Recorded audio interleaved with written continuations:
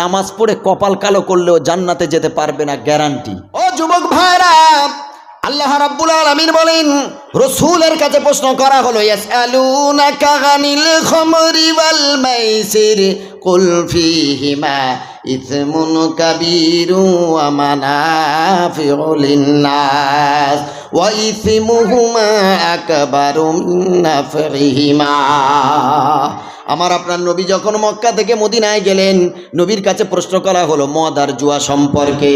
নবীর কাছে প্রশ্ন করা হলো, ইয়া রাসূলুল্লাহ, মদ আর জুয়া সম্পর্কে আপনি আমাদের স্বচ্ছ ধারণা দিন। রাসূল বললেন, এটা এই দুটোর ভিতরেই কুল ফীহিমা ইসমুন কাবীর, দুটোই হলো বড় পাপ। মদ আর জুয়া দুটোই হলো বড় পাপ। তবে ওমানাফিউ লিন-নাস, কিছু উপকার আছে মানুষের, কিন্তু ওয়া ইসমুহুমা আকবারু মিন নাফইহিমা, উপকারের চেয়ে ক্ষতি বেশি। যুবকেরা ভালোবাসার জন্য হাত কেটে রক্ত বার করে দেখায়, কি না ভালোবাসে। ওর সাথে কথা বলে না বলে রাত্রেবেলা ভাত খাওয়া সব বন্ধ করে ব্লেড দিয়ে কেটে ফেসবুকে আপনার স্ট্যাটাস দেয়, তারপরে হোয়াটসঅ্যাপে পাঠায়, না হলে তো কথা বলবে না। এক ফোঁটা রক্তের মালিক যে আমার আল্লাহ, সেটাও চিন্তা হয় না।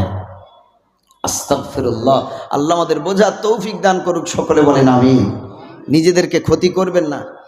বিমল, গুটকা, তেরেঙ্গা, জর্দা, সিগারেট আর যত যা আছে, কি যে পাঁচ ঘরার ছেলেরা পিসছে আল্লাহ ছাড়া কেউ জানে না। যার দিকে তাকাই শুধু চিবায় আর ফিচফিচ করে কি ফেলে, কি লাভ পায় আমার জানা নেই। ও তো চিবিয়ে খায়ও না, খালি ফেলে দেয়। জাতির বোঝাবো কি করে? ইন্নাল মুবাজ্জিরিনা কানু ইখওয়ানা শায়াতিন, অপচয়কারী শয়তানের ভাই। কার ভাই? যারা অপচয় করে, যেটা দেহে কোনো কাজ হয় না, সেই সব জিনিস যারা কিনে পয়সাকে অপচয় করছে, ওরা শয়তানের ভাই। আপনি বলেন জর্দার কি উপকার পাচ্ছেন আপনি শরীরে?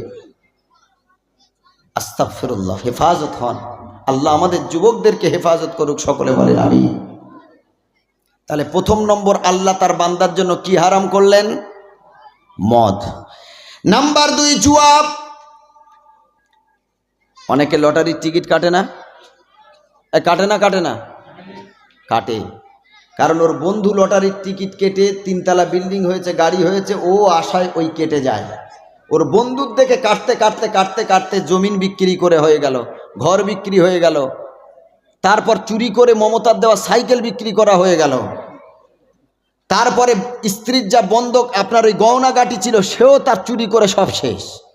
এইবার যখন বলছে জুয়া খেলায় বসেছে, বলে আর তো কিচ্ছু নাই, ঘরে বউটা আছে, এটাও বন্ধক দিয়ে দিলাম। মুসলমান, তুমি জুয়া খেলো, তুমি লটারির টিকিট কাটো, ছি ছি ছি, আস্তাগফিরুল্লাহ। তুমি এমন অযোগ্য খেতে পারো না? তুমি জাতির সামনে মুখ দেখাও কি করে? লজ্জাও লাগে না? তুমি কি পুরুষ?